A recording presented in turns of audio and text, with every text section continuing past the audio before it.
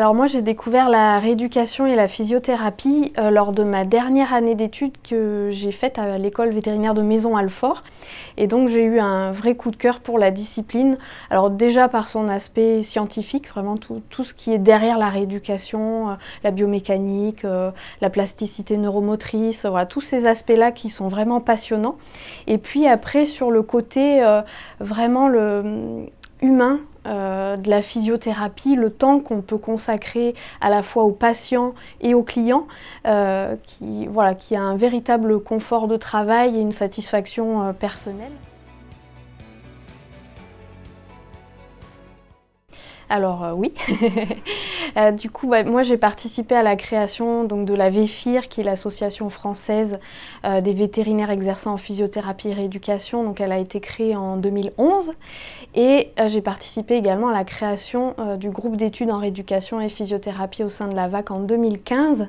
Et donc effectivement en 2011 c'était vraiment particulièrement important de se faire connaître, de faire connaître la discipline parce que c'était vraiment inconnu des vétérinaires et donc encore plus des assistantes. Et ça nous paraissait essentiel, on était une petite quinzaine de vétérinaires à pratiquer la physiothérapie. Ça nous paraissait essentiel de dire à nos confrères et à nos consoeurs qu'ils avaient des solutions dont ils n'avaient absolument pas connaissance et conscience, des solutions pour apporter de nouvelles choses à leurs patients dans une prise en charge globale de la fonction locomotrice et plus largement du bien-être animal. Alors en rééducation, alors comme pour toutes les disciplines, la première fois ils sont un petit peu inquiets parce qu'ils appréhendent, ils ne savent pas comment ça va se passer. Souvent ils ont l'impression que leur chien va avoir trop peur, qu'il ne va pas se laisser faire, qu'ils sont là pour rien. Enfin voilà, ils sont dans cette inquiétude-là, surtout que la rééducation, on demande à l'animal d'être actif. C'est pas simplement un soin où on va l'endormir ou faire une injection, donc il faut sa participation. Voilà, les gens peuvent être inquiets effectivement sur ce point-là, mais finalement ils sont vite rassurés parce que en rééducation on est tous un petit peu dans cette idée-là de faire du renforcement positif tout le long d'une séance avec des friandises, des jouets, voilà. Et puis en particulier la première consultation, on va prendre tout le temps qui est nécessaire pour mettre à l'aise l'animal, reporter peut-être certaines techniques si on voit que ça fait trop la première fois. Donc voilà, en général les gens arrivent avec un petit peu d'appréhension puis ils repartent avec le sourire et puis ce qu'on voit c'est que finalement les chiens sont pressés de revenir de séance en séance. Ils me surveillent dans le couloir si j'ai bientôt terminé et ils tirent sur leur laisse pour rentrer dans la salle. Il y a des gens qui me disent on aime venir parce que c'est notre moment à nous, pendant 1 heure on est avec lui, on lui fait des câlins, on lui donne des friandises et c'est pas forcément un temps qu'ils prennent quand ils sont à la maison finalement.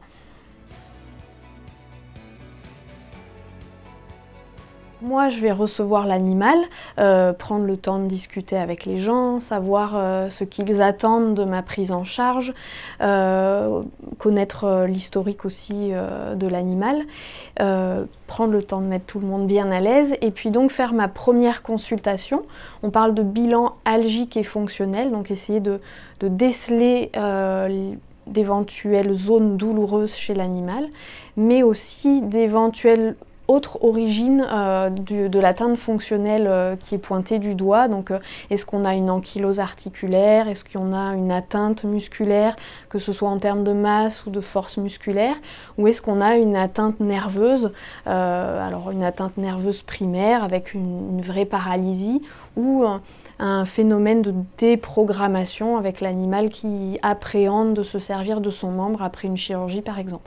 Donc c'est vraiment l'importance de cette première consultation pour savoir pourquoi l'animal a une atteinte de sa fonction locomotrice et puis pour pouvoir derrière choisir les techniques adaptées pour prendre en charge soit la douleur, soit l'ankylose articulaire, soit l'atteinte musculaire ou soit l'atteinte nerveuse. Alors oui, tout à fait. Alors on va pouvoir, c'est en particulier chez l'animal âgé, hein, ça se fait énormément chez l'homme, cette notion de prévention où on va essayer de gagner ce qu'on appelle des réserves fonctionnelles pour repousser le plus tardivement dans le temps le moment où le patient va décompenser, parfois brutalement, hein, et du jour au lendemain est plus capable de se relever, de marcher, etc. Et donc on va pouvoir prendre en charge un animal pour qu'il soit bien le plus longtemps possible. Alors, honnêtement, j'en ai pas un que je vais utiliser plus fréquemment. Vraiment, j'alterne de façon assez égale entre chaque outil. Donc, sur l'ordre d'utilisation de mes agents physiques, en général, tout ce qui est passif, je vais le faire au début. Donc que ce soit l'électrothérapie, les mobilisations passives, l'échauffement à la lampe chauffante, le laser, voilà, tout ce qui est passif, ça va être au début. Et puis après, je vais plutôt commencer la séance active par les exercices de rééducation proprioceptive, donc sur plateforme de déstabilisation, et ensuite je vais passer sur le travail de marche sur tapis roulant sec et ou immergé. Alors en règle générale, les clients que je reçois sont motivés, ils ne viennent pas là par hasard, donc l'observance est plutôt bonne. Ils vont faire même des exercices à la maison, en plus des séances chaque semaine. Donc j'ai pas trop de problèmes à ce niveau-là. Donc oui, effectivement, ça peut arriver de faire de nouvelles séances. Donc en partenariat avec le vétérinaire traitant, on va choisir de prolonger la prise en charge en rééducation.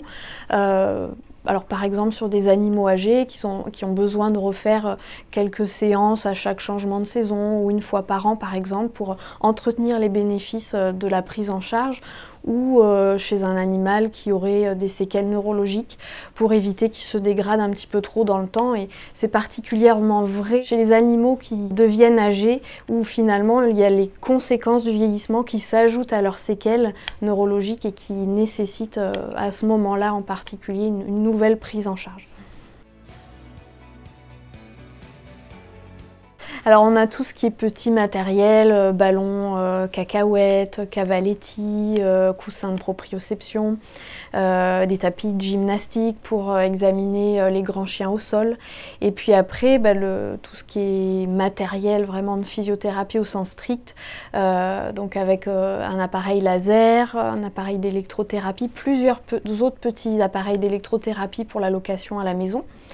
Une plateforme de déstabilisation motorisée, un tapis roulant sec et un tapis roulant immergé. Du coup, on a des appareils d'électrothérapie à disposition, donc les gens vont repartir avec l'appareil pour pouvoir faire des séances chaque jour ou tous les 2 jours à la maison. Donc ça, on va le proposer aux personnes qui ne pourraient pas venir toutes les semaines en séance de rééducation ou aux animaux qui en auraient vraiment besoin, et je pense en particulier aux animaux paralysés. Et donc les choix se sont faits finalement, l'idée c'était d'avoir vraiment un plateau technique le plus complet, et puis bien évidemment de choisir des outils qui allaient être complémentaires les uns avec les autres. Voilà, pour gérer la douleur et rééduquer les animaux de façon optimale.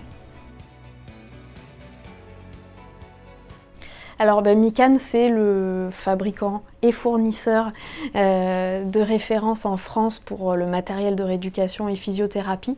Donc la question s'est pas trop posée, et d'autant plus après, voilà, pour le côté service après-vente, communication sur la moindre chose liée au matériel, au service, etc. C'est évidemment beaucoup plus simple d'avoir des personnes physiques en France.